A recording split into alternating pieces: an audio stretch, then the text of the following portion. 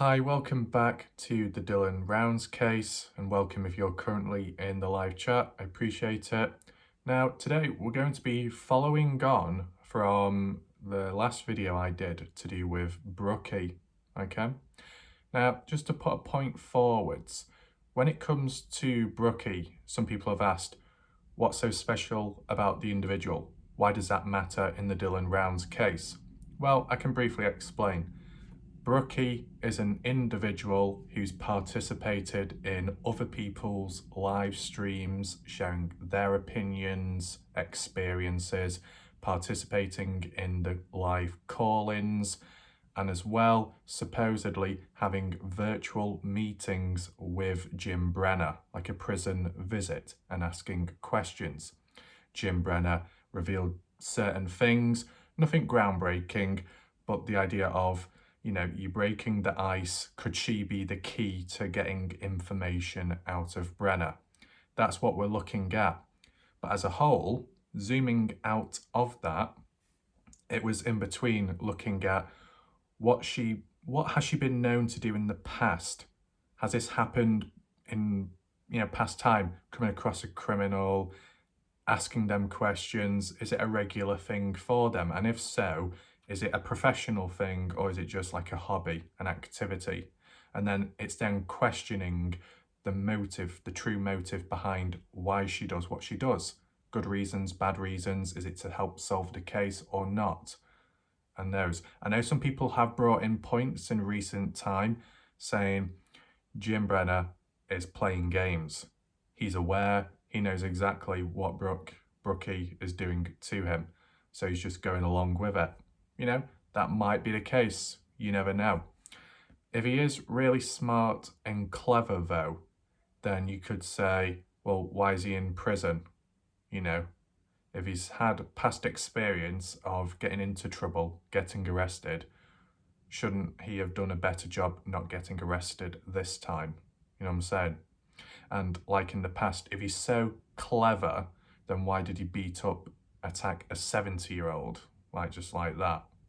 And, sometimes when you are clever, you've got a bit more control over yourself. You might still do bad things, but you don't strike out every second. Sometimes it's planned. Other times you lay low and then pounce. Element of surprise and reducement of being seen, arrested, and being punished. With Brenner, I've not seen that manipulative side to him.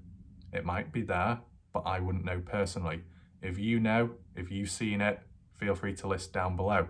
Because when it comes to body language and all of that, yes, done it with Candice Cooley and a bit with Justin Rounds, but not Brenner, because there's not been any interviews with him. I'm not sure if there ever will be. I mean, when that court case is on, is there going to be any video footage, anything recorded, so people can watch it or play it back afterwards? That'd be a question in itself. You'd be able to look at his body language, his tone of voice, is he lying, is he hiding anything, and so on. Because with the polygraph test, whatever that was, he failed on that, so maybe he's not as smart as you think. Just all worth taking into mind. So we're tying this video back to Brookee. Okay, we've done a comparison of another individual who was caught in 2019 in a news article, and it was comparing those two and saying, are they of the same person, yes or no? The odd person got a little bit defensive, saying, oh, why are you talking about looks? Why are you talking about this and that? Don't worry, I've got a red nose right now and I look like a prat, so there you go, joke's on me. But reality is, it's more to do with simply saying from an overt non-possible observation is, does that person look the same as that person, yes or no? Simple as. If they are the same person, then it ties back to whatever that person was doing back then in 2019. If they've got a certain profession, if they do certain stuff, or they've got family background of dodginess, criminality or something, then it could tie into now to why she's interested in the likes of Brenner, who's also a criminal. So it's that maybe fulfilling a fantasy, maybe it's just trying to learn about different people to maybe help her father who's imprisoned. I don't know, that's what it was coming down to, comparing. Now, in today's video, it's to do with, God, that was a bit of a long intro, wasn't it? In today's video, it's more to do with a follow-on of new developments and findings which make you question the originality and the truth behind Brookee on YouTube, okay? Because a few things have popped up, and names too, and we're going to get to that very shortly. As a very brief break, you know, I'm sure quite a few people will be pleased to know, or maybe just Chrissy or Christy, that the penguin, yes, he has returned, obviously. The odd few previous videos, he didn't make an appearance because, you know, he's I don't think he's quite cut out for that stuff. I don't want to give him nightmares, you know. If he has nightmares, do you honestly think he'll be sleeping? No. He's going to be flapping all over the place, and you'll just hear flapping sounds throughout the whole night. That just sounds a bit weird. That, scrap that idea. But you just won't be able to sleep. He'll be going up and down like this. He'll be looking around, wondering who's going to save him, who's going to help him. It'll be a complete mess. But I've been able to calm him down. Yes, calm down. You've got nothing to worry about. You're in a safe place. Don't worry. Yeah? Put a smile on your face. There you go. Because he's got a new friend now. Woohoo! And who is that? This individual, whoever that person is. There you go. He's a bit fat, to be honest. I shouldn't be saying that. I'll probably someone will get offended. Some puffin will get offended and then report me. But bit of a stomach like this one. I'm not like that. It's just bouncing off the stomach. I can't really just go there for a second. It's just because I can't really put them elsewhere. This top's a bit tight to fit something down it. So, but let's bounce it in my hand. There you go. So it's one of those things where at first glance you might think, oh, it's a penguin because he's got his flippers. He's got his flappers, his flippers and flappers like them. And it's like, okay then, yeah, he's black and white. But because of the beak, the shaping of it, I think it's a puffin. One of those like little birds, the fat ones. Yeah, there you go. You can say hello to him if you want. He doesn't bite. Yeah, there you go. So now the penguin, there you go, you're all safe, don't worry. We can put them aside. Anyway, let's get back to Brookee and the current ongoing situation. So let me share with you the new developments. So after going back to my original video on Brookee and checking the comments section out, I saw a couple of comments, replies, mentioning the name Kendra Penn. And I was like, who the hell's that? You know, this is Brookee, not Kendra.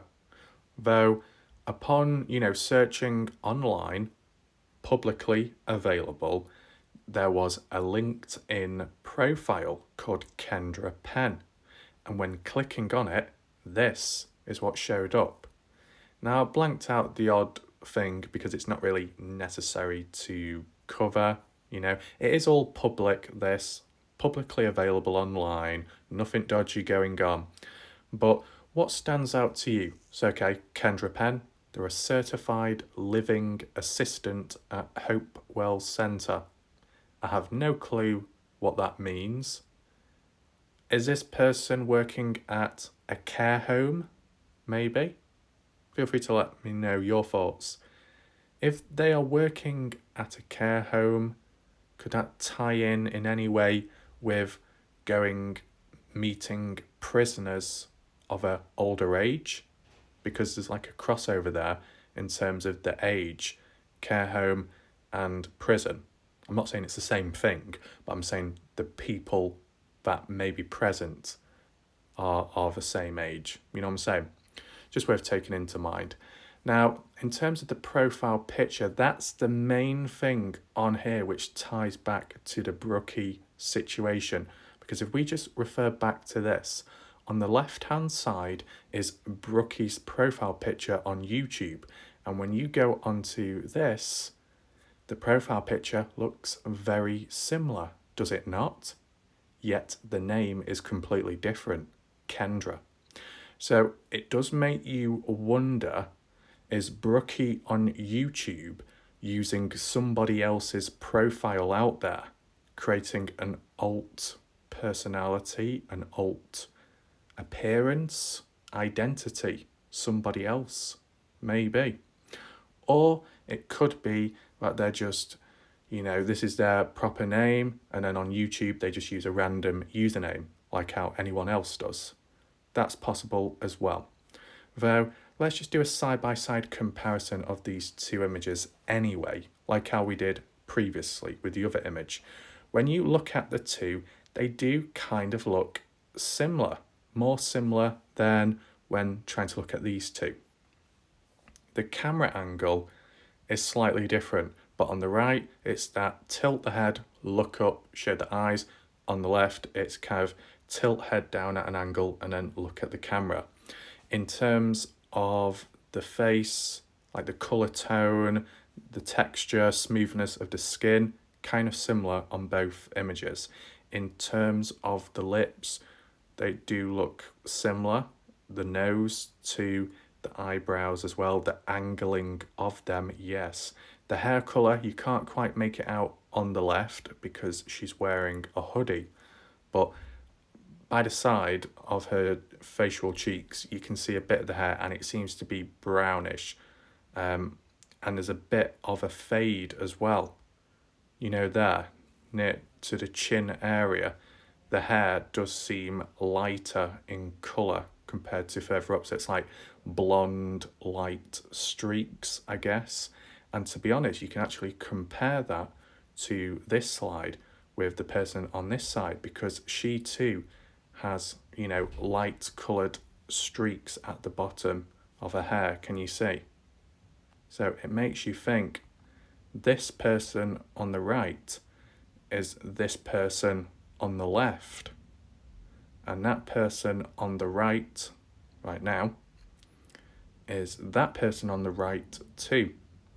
So you could interpret it that way.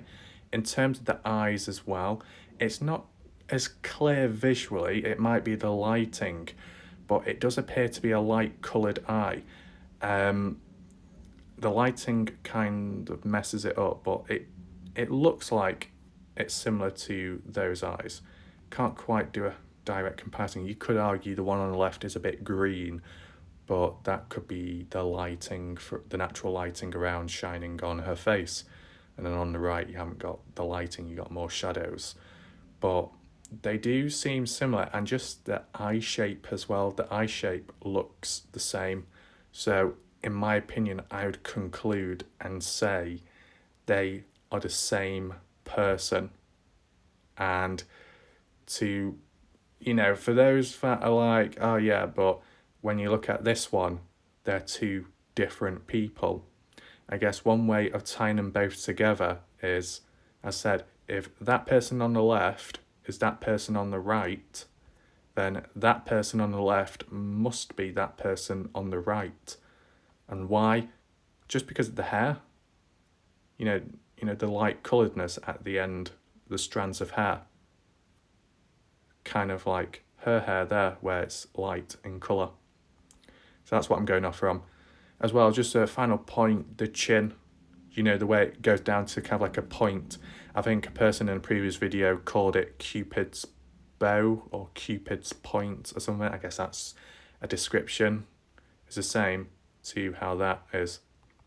So just wanted to share that with you. Now let's just move on to the final slide, this one. So this was just like, just a quick screenshot I got.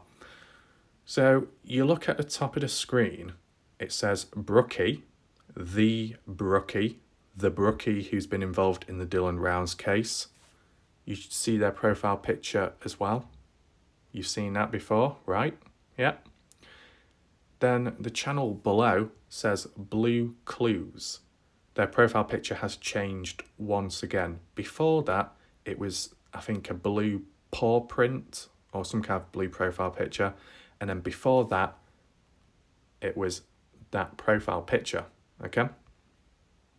Now, I don't know what we're looking at. Could that be a film, some kind of horror thing, maybe? I don't know what it's advertising, but yeah, you got that. And you could say, oh, How do you know it's the same exact thing? Well, if you click, this is a screenshot, but if you type in Brookee, you will get the channel Blue Clues showing up. If you was to click that video above that says by Brookee, her username, and with that profile picture, it will take you to the Blue Clues channel. So not only has the profile picture changed, the username has as well. And it makes you think, I wonder why. They've still kept the key in there, the key emoji in their username. Originally, they had that in their username when it was Brookee, like key with a key emoji. Okay. So that's kind of interesting that when you look through. So just a few little developments going on, okay? You can, leave your thoughts down below. We've not finished in this video though, because shortly I'm going to be sharing with you some other interesting news, not directly to do with Dylan Rounds, but the surrounding area. And that's to do with like crime and events going on in recent time. We looked at Montello to assess the danger levels, the type of people present. We need to get closer to Lucin, which is Box Elder County, okay? The whole police department and stuff. So we can all tie it into this video, but more of that shortly, okay? So just be patient. Let's just refer back to Brookee, okay? So from the looks of it, the profile pictures all seem similar, right? But it does make you wonder, why did Brookee change her profile picture and username in recent time? Is it because she was compromised to try and change identity again, lay low? Because when you do look at the person's videos, they don't seem to show their face, never. So you could be under the impression, providing that profile picture just suddenly changes to another one, you could be thinking, oh, we have no clue who it is. It could be anyone. You wouldn't know, would you? Whereas like you see my profile picture, it's of me. I could suddenly change it as well as the username, but I'm still there because I show myself in the videos. So there's still traces of me, okay? But with Brookee, I mean, her username, her profile picture changed before I made my video, so it wasn't because of my video. Something must have happened previous, and their username and profile picture was actually before the Salty Pancakes video as well, where Jim Terry called in and gave his thoughts, his findings. So unless she, came across some other issues with other people or just trying to lay low, who knows? But it's not about a witch hunt, it's just about trying to understand the person in general and what they're all about when it comes to the Dylan Rounds case, because one of those things where people have different motives, and people have left comments before saying how, oh yeah, you got those typical YouTubers getting involved, covering all these stories to benefit, and then you've got other people getting involved, making videos to get all the views, then you get other people getting involved and just walking around endlessly, even though it's not going to solve anything, just for the sake of it. Some doing it for the literal reward money of $100,000, etc., etc. And then you get other people getting involved because they want to help the community, like Ty and Lance. You get other people getting involved or just watching the videos and showing support in that way on YouTube and stuff, or on Facebook, because they are either family members, friends of Dylan, or they just feel connected in some way, somehow, directly, indirectly, and all that. So when an individual like Brookee comes along, who is, a standalone individual, doing their own thing, whatever, and if they have been in contact with Brenner, it's like, ooh, it's a bit different this time. It feels a little bit different, right? And it's a bit more mysterious because they haven't really shown themselves in a video. They haven't really, done it like that, or like an introduction or something. You kind of left guessing in a way, a little bit of mystery. And, if you're already dealing with a mystery case and a mystery person comes in, that's not always helpful in a way. Really, when looking back at those pictures I presented to you earlier in the video, whilst, the profiles seem to check out. Let's just say that at least the username doesn't. On YouTube, they're called Brookee. You would be under the impression that that user on YouTube, their real name is called Brookee or Brooke. Brooke is a female name, if I'm correct in saying, from the last time I heard. Brooke is a female name. So you just think, okay, that's their name. But then when you go onto that LinkedIn profile and you see someone called Kendra, you think, oh my God, who's Kendra? You know, I heard about Brookee, but where's Kendra at? Oh my God, like, who are you? Are you so fake? You're such a fake person. Walk away now. You know, it's like that. Definitely sounds more of an American name, Kendra, I guess. But less of that. Brooke, Kendra, you'd think two separate, different people, right? But then you throw in the profile pictures and it's the same, basically. And it's like, oh, so you got the same person with two different names. Either that's because they might be using their middle name instead of their full name, or they might just be using a random username on YouTube, but their real name is on LinkedIn, or they've stolen someone's identity. You know, if they've stolen someone's identity or they're lying in some way or another, not saying they are, but if they were lying, then do you want a liar within the Dylan Rounds case? No. Especially if they're trying to solve it.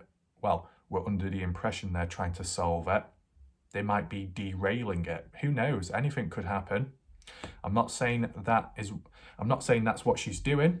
I'm just saying that it's possibility, or at least what other people might be thinking when it comes to Brooke. Okay? Hopefully you understand that. And, you know, like, okay, we've got Box Elder County. They've lied. They've been dodgy, unprofessional, corrupt, here and there, etc. Okay, that's not good itself. But obviously the more dodgy people that come in, and I don't mean me, okay? Dodgy is my keyword and it means other stuff, so shh. Let's say suspicious.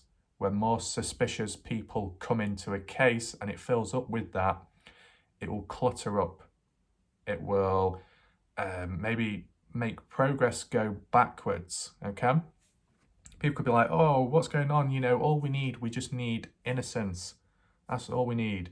People need to be as innocent as this puffin, just effortlessly floating around. Well, maybe, but, you know, from previous experience, okay, when it came to the Kenny Veach case, it kind of brought in quite a range of people, okay? You had some very mysterious people appearing and disappearing.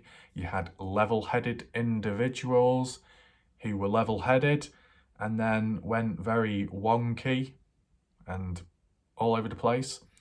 You had a few hikers, explorers coming in at different time intervals, which was interesting. You know, all that. And you had a fair few fake people coming along. People coming in with information, saying they've done this, they've done that, they're going to do this, they've heard about this, they've seen that, they've got this, pass on information. And it turns out to be a load of bullshit, time wastage, fills up, clutters up the actual progression actually made within the case, and so on. So it's trying to avoid that in the Dylan Rounds one, despite everything going on, okay? So you can leave your thoughts down below. Do you think Brookee is Brookee? Do you think, you know, there's been identity theft or not? Do you think Brookee's intentions are good, natural, there to help, or not? Just let me know what you think, okay, in the chat. So now let's move on to what I did say shortly beforehand, and that's to do with Box Elder County near to Lucin, which is more east, you know, and then past that would be Salt Lake City, if I'm correct in saying, but we're not looking at Salt Lake City today. We're just looking at Box Elder County, around that area. You know, we've already known about Robert Aviles, arrested in that area, Box Elder County, when he was in a vehicle, pulled over by police, I believe, and I think he was carrying drugs on him at the time, and he's also been done in the past for burglary and stuff like that. He's also been connected with Brenner in some way in the past. I'll do a standalone video for that. It might just be a short one, but I need to do it because I keep forgetting, the fucking idiot I am. I need to do just a brief one, like I did with Don Hatley and Brenner. Just need to do that one again for Aviles. But basically, Aviles, another individual who's been tied up in the Dylan Rounds case some way or another. If some of you are confused, I can do another video, a very short one, just to clear things up. Okay, that's under control. So yeah, Robert Aviles, key individual, been arrested, done near Box Elder County. We need to see who else have been arrested in recent time or the past. We'll just see. Does it tie in with any charges? Is there any similarities? Is there any type of people caught up in it who could be applied to the Dylan Rounds situation, or the methods used within those crimes be associated with Dylan's outcome?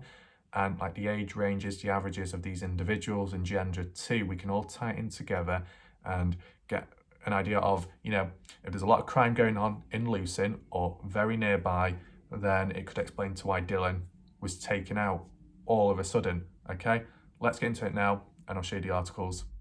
So this is the first piece of recent crime news, and it's titled "Woman Admits to Firearm Crime in Fatal Shooting in Box Elder." Okay, your little photo there. We just scroll down. Oh, is there a caption as well? Federal Court Update. Okay, Tribune staff, the Great Falls. It reads, "A woman on Thursday admitted to a firearm crime after fatally shooting a man while she was in his car in Box Elder on the Rocky Boy Indian Reservation, according to a news release from the US Attorney's Office." So, despite the gender, because anyone and everyone can do bad things or be dangerous, the key thing that stands out is the whole firearm crime. We've seen a lot of firearm crime, or at least charges, you know, tying back to Jim Brenner, Don Hatley with that gun situation. Who else is there? Chase Venstra, you know, being charged in ownership of firearms whilst being a felon. Brenner in the past also been involved in a fatal shooting at Maryland, work dispute. So, and other people as well within the area, as well as the militia, people of Montello locals who go around in vehicles with guns in their hand, as reported by a witness, in which a friend, not my friend, but I think it was Tiff's friend or someone's friend that was passing by and came across a group of guys with guns. So you get an idea for the area, or at least places nearby, the outskirts of Lucin, etc.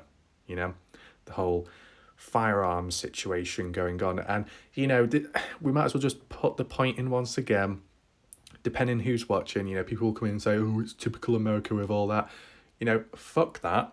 You know, in my opinion, who cares? You know, you have guns for defense, personal defense, obviously, but also in the right conditions to have fun with. And it's just the wrong people at times who get behind those firearms, and then everyone starts blaming the US. But let's not forget the piss take UK. The UK is a joke, okay, with all the knives, you know, cutlery knives, chef knives, scissors, whatever, can be used, as well as acid attacks, acid being thrown into your face. That's the UK for you. But no one ever seems to go on about that. Typical one-sided. People always blame the US and stuff, but they don't blame the UK. Like, blame the UK. Well, typical double standards. But aside from that, there will be certain areas, no matter the country or state, there will be certain areas where there'll be even more gun crime going on because there's more unstable people, okay? And that seems to be the case with Montello, possibly Lucin, and from the looks of it, Box Elder County, or Box Elder, however you say it, okay? Let's continue reading anyway. It goes on to say, Shade Joe DeMontany. Don't know if I said that correct. Does it help if I say it in an American accent? Let's see. How do I say it? How is it? Southern howdy there, Shade Joe DeMontany, 19 years of age, man. Oh my God, what are you doing all that, man? You should be controlling yourself. You ain't should be playing with guns. You should be driving tractors, man, all day long, y'all. I don't think that really helps when trying to read it out, but one thing that stands out immediately is the age, 19 years old, the same age as when Dylan went missing. I mean, people will say no shit, but I'm going to bring it up anyway. It just goes to show that, like, the area or around, there's different age ranges of people participating in crime. You know, you had, what was it in the last one I did with Montello, or people from Montello? It was like people who were 30 plus, 40 years of age and above was seen to be associated with physical crimes against females or something. And maybe some other people in there. And then it was like the younger guys who were like maybe 20 to 28 years of age that were caught up with the whole mistreatment and inappropriate behaviour towards, much younger people. And that was in Montello. So it's like, you've seen maybe a few different patterns going on, certain crimes with certain types of people. But this one is a little bit different. I believe it is a female, yeah. It says a woman. So a bit of a change for once. Is that the correct way of wording it? I don't know. I'm not saying this is directly linked to Dylan Rounds, but I'm just highlighting the crimes going on in recent time near to Lucin. Okay, you might be able to infer from that in your own opinions. And as I said, you can leave your thoughts down below in the chat and comment section as I carry on reading. So yeah, Shade Joe DeMonte pleaded guilty to an information charging her with use of a firearm during and in relation to a crime of violence. DeMontany faces a mandatory minimum of 10 years to life in prison, a $250,000 fine, and 5 years of supervised release. 5 years of supervised release.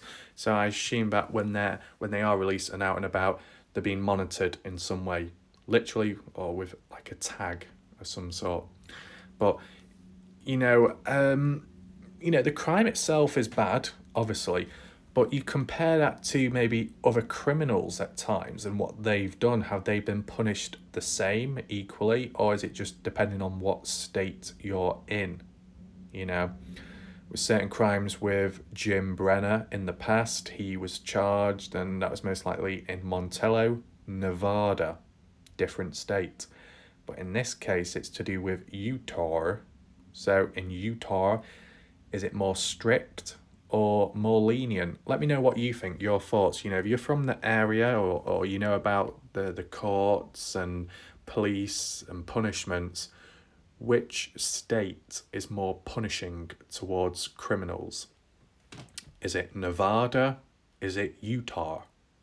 If you want to be more specific, are you more likely to receive a harsher sentence if you commit a crime in Box Elder or Lucin, or in Montello? Let me know your thoughts down below regarding that, because compared to what we've read previously, it's been like, oh yeah, they've been in prison for a little bit, or they've had a certain bond or a certain bail on them. But when you look at these numbers on screen, a younger person, but 10 years to life in prison and a $250,000 fine, that's quite a lot. I mean, I know people will say it's not long enough, the sentence, but I'm not talking about that. I'm just talking about, like, overall the numbers. They seem to be higher compared to previous people we've covered. Okay, that's all. So that's kind of interesting. Let's carry on reading. It says the Chief U.S. District Judge Brian M. Morris presided.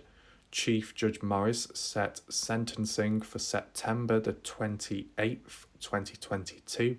The court will determine a sentence after considering the US sentencing guidelines and other statutory factors. De Montenay was detained pending further proceedings. It then goes on to say, the government alleged in court documents that on August 16th, 2021, tribal police officers responded to a report of a shooting in Box Elder and found a deceased man.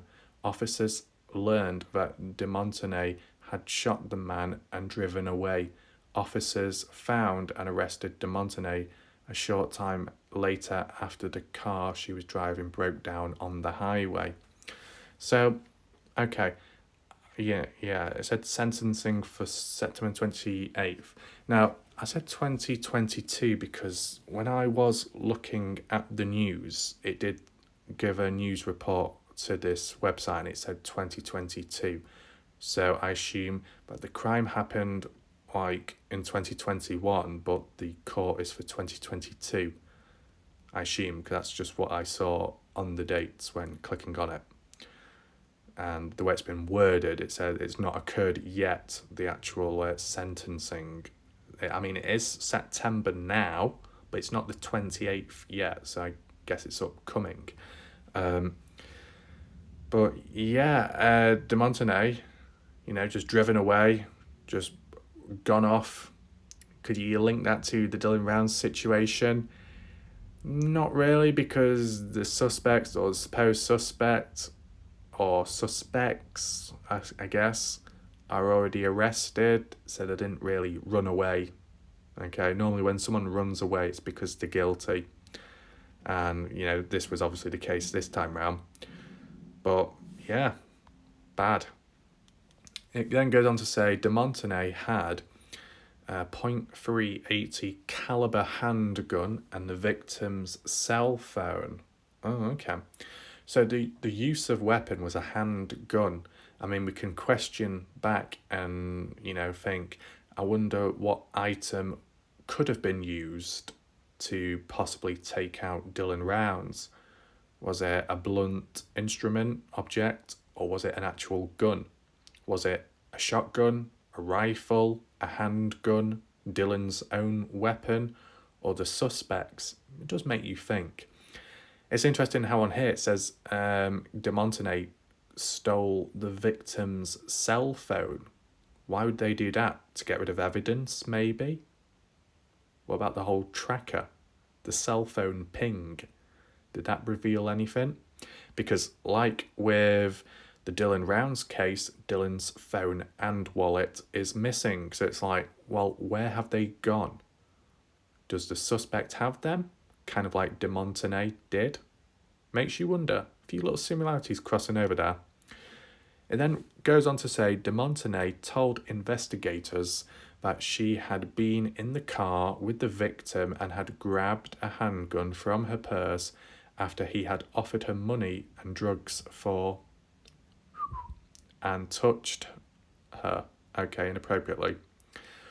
Right, so, I mean, from reading it beforehand, it's like, oh, cold killer, that's not good. And then getting up to this point, it's like, kind of like self-defense in a way. And people have different forms of self-defense, some full on, some not. It just is what it is.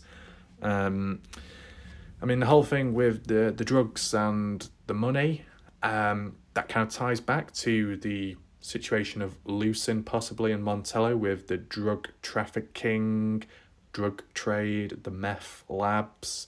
Robert Avalos was caught in Box Elder, with carrying drugs, was it methamphetamine or something? So, not the first time, and I think one of the Wadsworth brothers or Wadsworth sons was done for drugs as well, growing them or holding them, storing them somewhere at a house. So it all ties in together once again, the certain types of crime or the certain types of offerings going on. I mean, well, this is like a shooting on the sideline. It's what the individual was being faced with. And, we're being touched inappropriately. is this tying back to the whole like Montello situation of females being disrespected, treated badly, whether it be from a young age or later or all throughout? I mean, are some of, not all, but are some of the males in that area or around lucin as well a bit dodgy, a bit too touchy maybe? So that's what led to this, act of self-defense, which is still treated as a crime in a sense, maybe. I guess it depends how you interpret it. I'm just throwing these little suggestions around because I'm not from the place. Just trying to understand the threat level, the dangers of what individuals can do, but also like when you're in a situation and you've got to fight back, possibly. You know what I'm saying? I guess. So, in addition, it also says, after the victim made another remark, de Montenay shot him in the chest. De Montenay told agents that she did not feel like she was in danger when she shot the victim. De Montenay then took the car and drove off. Assistant US Attorney Jessica A. Betley is prosecuting the case, which was investigated by the FBI and Rocky Boys Police Department. Ooh. I don't know why I said that. That sounds dodgy. Rocky Boys Police Department. Jesus, I think that needs investigating itself. Right, okay. So it's a bit of like a roller coaster, this. You see it, you think a shooting, oh, that's bad. Then you find out that, they were possibly in danger because of the other person. Fights back, oh, okay. And then it says de Montenay said, did not feel like was in danger. No, the person was offering me this and that. I shot the person. I didn't feel in danger though. And it's like, why do you do it then? Doesn't really make sense. So all in all, another crime gone on, another individual, another gun-related one.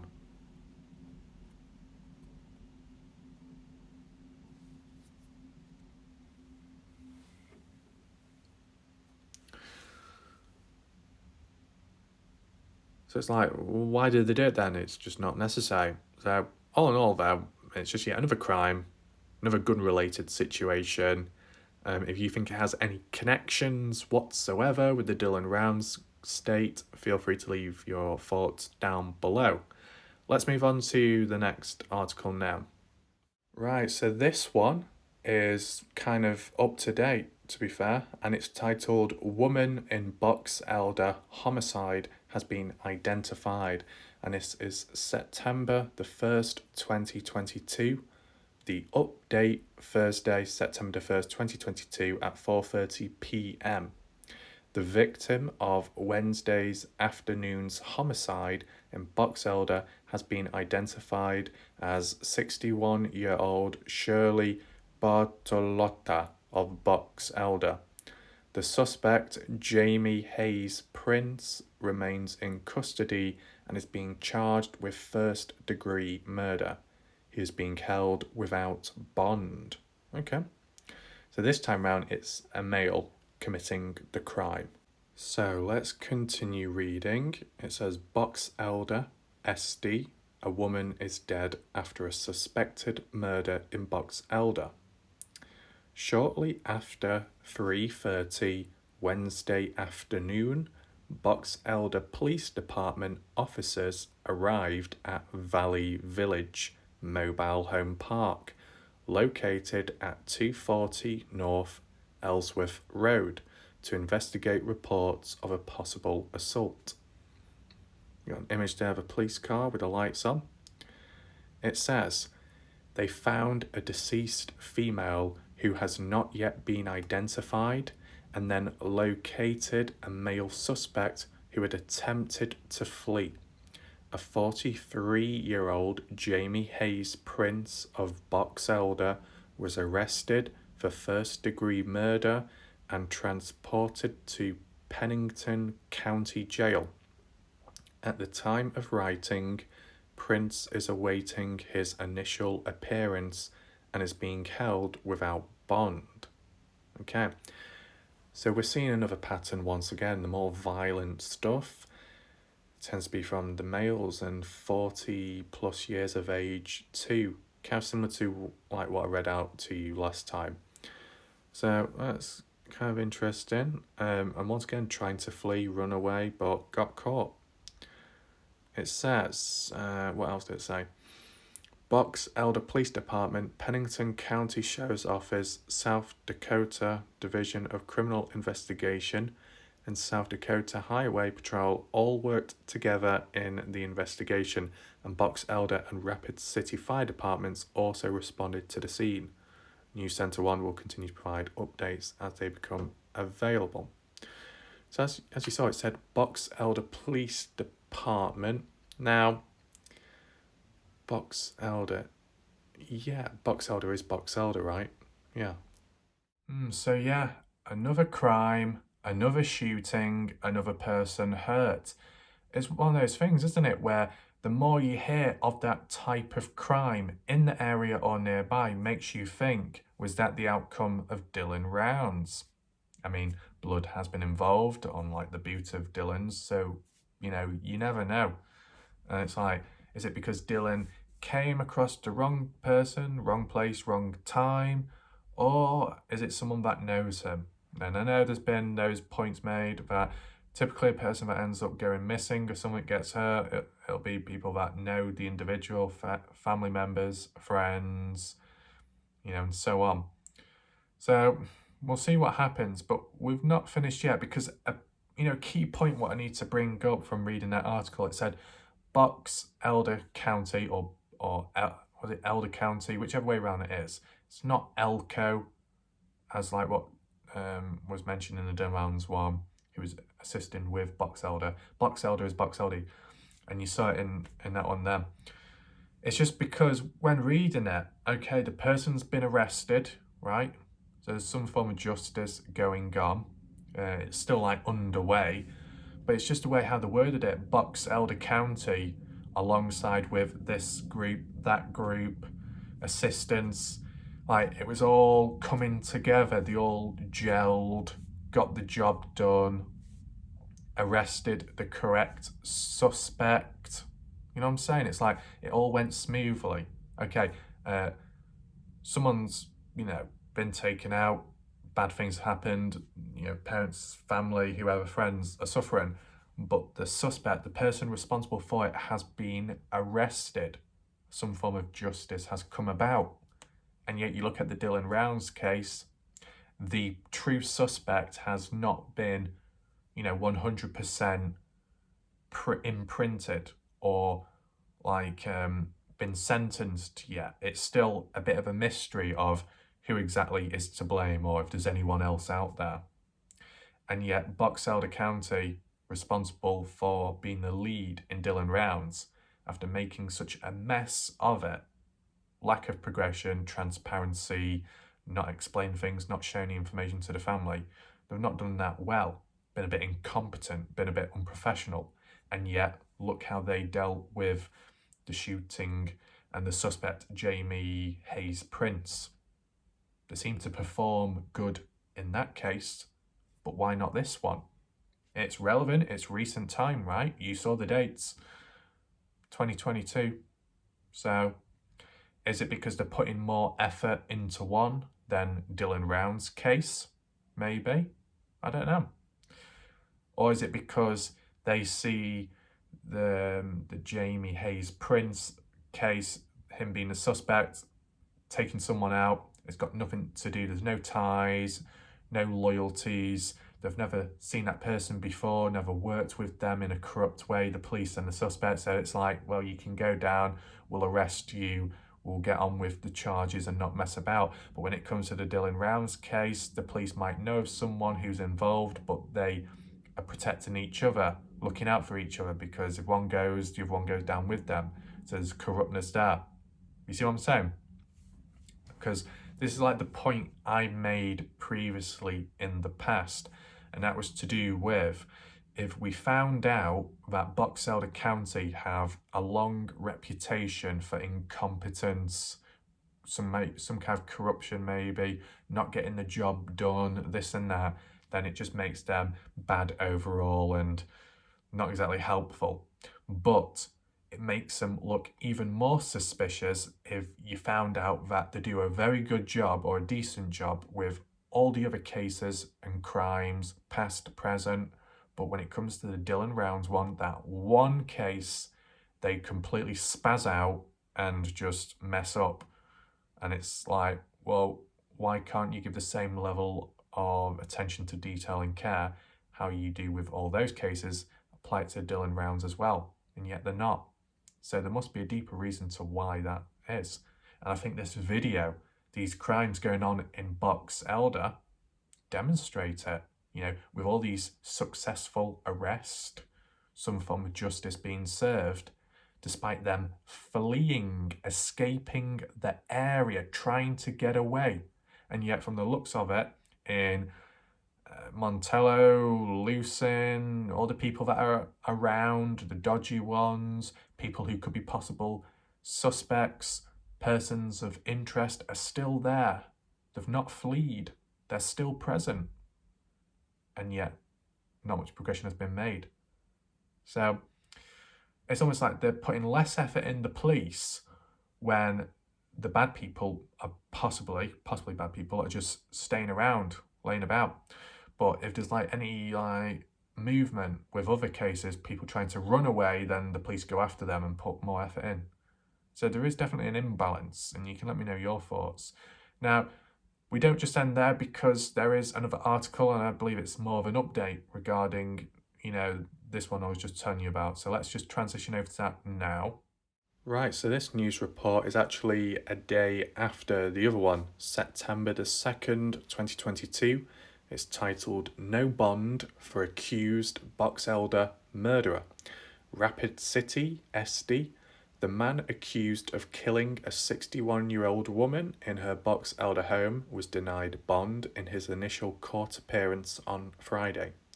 The 43-year-old Jamie Hayes Prince was arrested on Wednesday and charged with first-degree premeditated murder. So it was planned, which makes you think, I wonder why. And that's the key thing. With this saying it's premeditated, it was planned. It wasn't like on the spot. Could we infer from that and link it to Dylan, or maybe contrast it to Dylan's case in some way or another? In Dylan's situation, it's been treated as a criminal investigation, missing person case. You know, the actual outcome is still unknown, but, you know, out of your own theories and ideas, do you think, whether it be Jim Brenner, Don Hatley, Chase Venstra, Robert Aviles, Kurt Wadsworth, the militia, any of those people, Ed Harshberger, anyone, do you think it was planned over the course of a few days, or was it literally on the spot, confrontation, somebody loses control, fights back, defends themselves, ambushes, physically takes Dylan out? Or could it have been planned for whatever reason? Like, okay, we're going to set this up, we're going to make sure we've got the correct items, tools, we're going to get the timing correct so when Dylan comes back from somewhere, and then take him out that way. Does make you think one way or another. If it's planned, then could it tie in with certain individuals within the cases and crimes right now, whilst that's planned?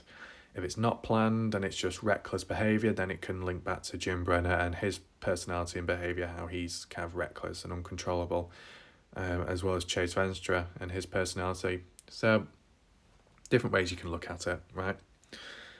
It then goes on to say, the article, Prince was caught attempting to flee the scene of the crime, a home in the Valley Village Mobile Home Park on North Ellsworth Road, in the early afternoon hours on Wednesday, August 31st, after responding to a call for possible assault.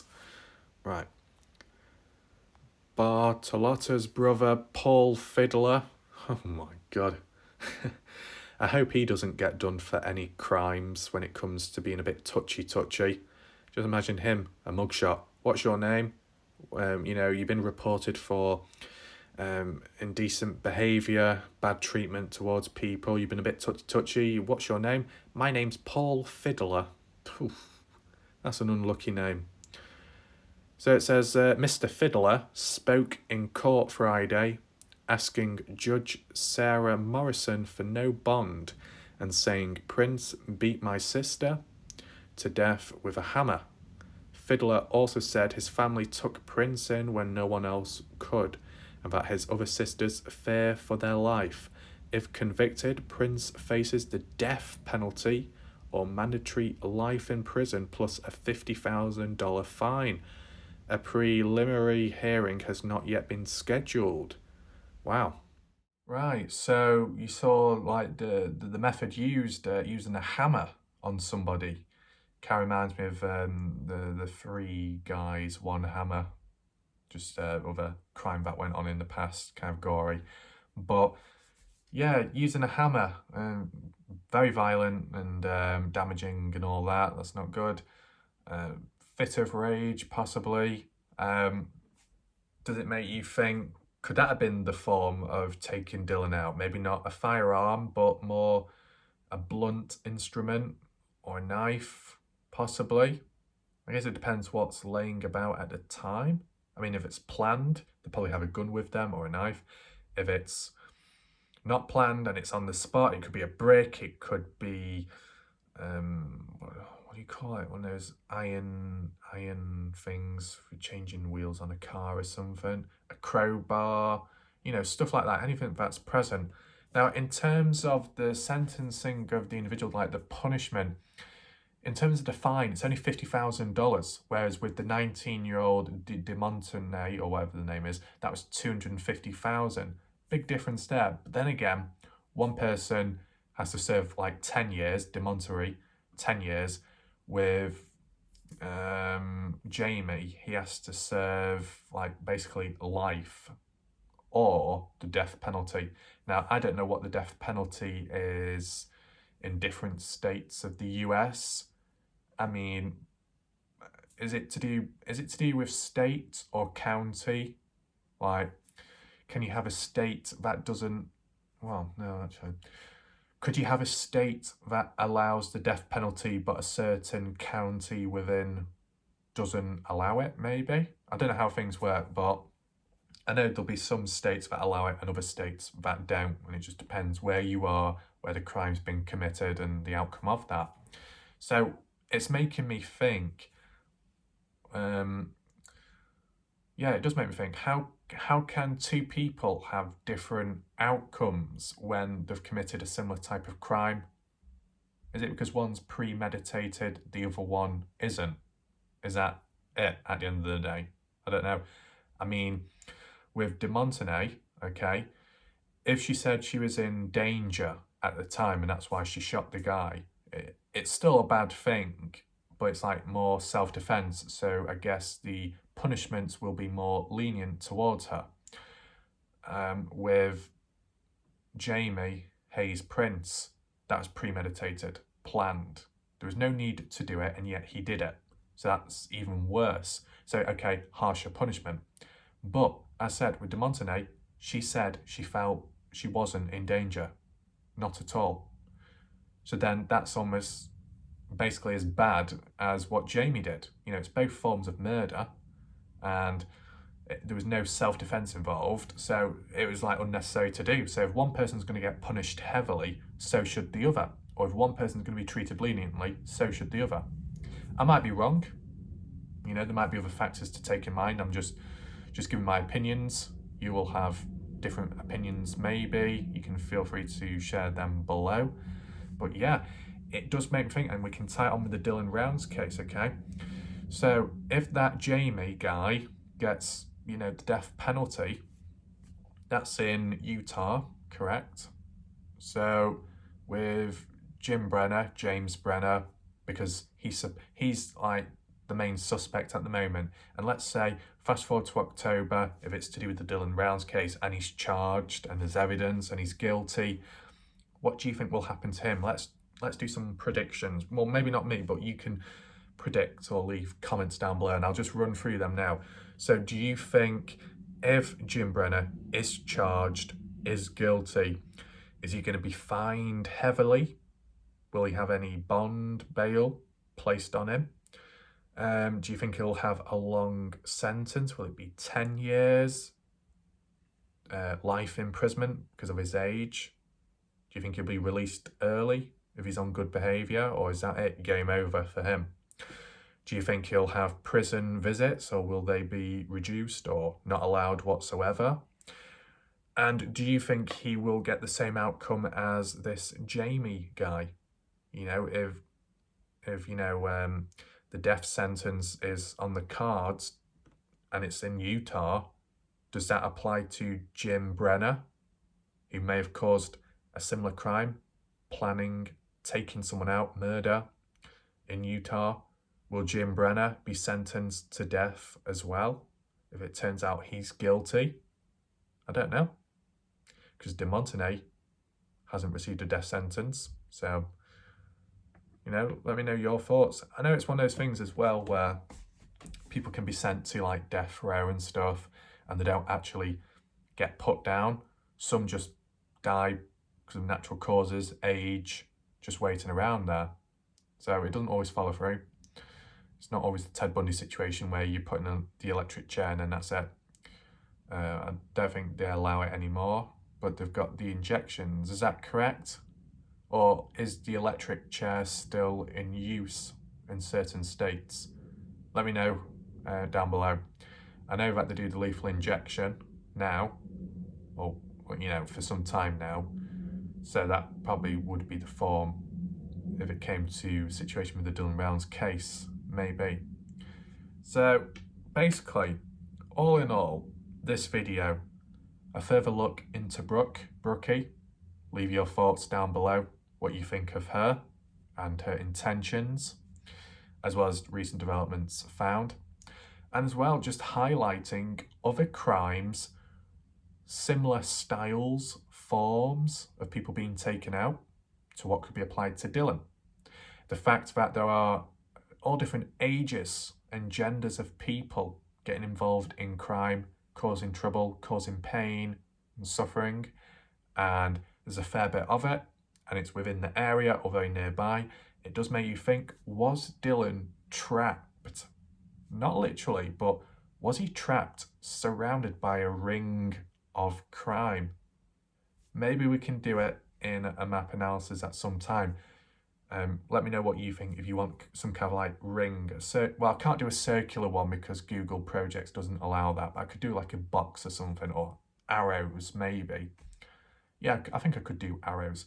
Just basically saying that you got Montello West, full of crime, dodginess, meth labs, gun-related charges, burglary, and then you've got further east of Lucin, drug trafficking, I guess, more gun-related charges, and then south, you've got Wendover, in which you've got people walking into doors, head-butting motel doors, people reversing up a pole because they want to take up pole dancing all of a sudden, or maybe it's just a car.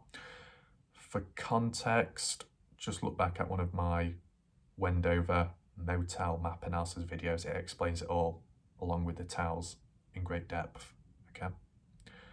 So, yeah, maybe it's only north where there doesn't seem to be any crime or dodginess going on, but all other locations there seems to be. So did Dillon go to one place and come across crime, get involved in it, becoming the victim, or did they come to him? One way of looking at it. I'm not ruling out Jim Brenner, but I'm just looking at other people and other possibilities and links, okay? So that's it for now. I think the penguin, maybe not the penguin, but this little guy is a little bit scared now after hearing about all the crimes and the stuff going on. I think he's more scared about the guy called Mr. Fiddler because, dodgy, yeah. So, okay, penguin, you protect him. Get your arms around him now, man. Doesn't seem to fit, does it? Well, there you go.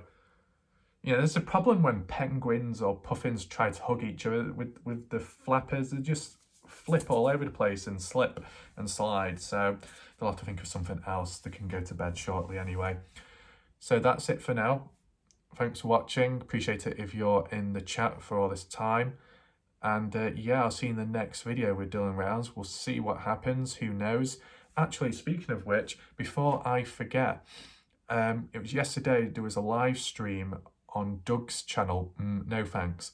I know some people aren't a fan of him, others are no longer a fan of him for different reasons, fair enough. But he titled it Q&A or interview with Candice Cooley coming tomorrow, which I assume is today. I know people from America, time zone difference, 6 hours, 7, 8 hours behind the UK, I think I'm correct in saying. So I guess it depends when it will actually drop. I'll probably see it tomorrow morning. And I guess Doug is interviewing Candice Cooley. I don't know if you've heard about that. I think it's happening. Well, I guess we'll see what happens, unless he didn't mean he's having the interview, but Duty Ron is. So, you know, where with Doug, sometimes he words things poorly, maybe exaggerates a little at times, so it can cause confusion. But either way, it seems that somebody is interviewing Candice Cooley on YouTube in a live stream, I assume, today or tomorrow. So I guess we can be on the lookout for it. I mean, it is one of those things where, you know, we haven't seen like an interview like that in a while. I mean, you can't expect to have one all the time because Candice can only do so much, Justin Rounds can only do so much. If there was lots of information, progression made, then maybe. But, you know, there's no press conferences, the police aren't doing any like that either. So, you know, the family in a way are kind of like certain YouTubers where you can only do so many videos covering the case from what you know of. And with knowing that the family have only received certain information, kind of like us, which is a bit of a surprise, it's not a surprise that, you know, only so many interviews and videos can be made. That's why it's spread out. That's why when the East Idaho News Channel does their interviews with the family, it's like maybe once a month or once every 2 months. You know, just covering everything that's gone on in that period to fill in and to catch up on at the end of the month. So yeah, just wanted to let you know so you can be on the lookout for it. It was interesting though, very coincidental, and some of you will know because you would have been present last night. So last night, video I did, make sure to check it out. It is not popular, it is an important one as it's looking back at Dylan Rounds coming across Chase Venstra near or on Tacoma Road. Did a map analysis of it, looking at possible entrances and exit points of Chase Venstra where he could have come running from, as well as locations nearby to explain where Chase Venstra could have been held captive, Dylan could be held captive, or the farms nearby in which there might have been a witness that saw it all unfold. Okay, that like visit there, ask questions, walk about, and that ties on with last night because when my video was premiering live at the same exact time, Lance's channel, Earthworm Infotainment, was doing a live premiere themselves at the same exact time. Although the video wasn't like literally a live stream, like walking about, you know, it was just the timing of it because Lance in his live video premiere was actually near Tacoma Road, was actually panning the camera around at the same mounting point as in my video. Same location, same time, same place, same day. He's on ground and I'm on the aerial viewpoint looking down. I know it's not live, but it's weird, isn't it? Same place, same time and all that. Wow, it's weird. So yeah, just wanted to point that out. So yeah, now that is officially it for the video for today. Okay, hope you enjoyed it and I'll see you in the next one. Good night and goodbye.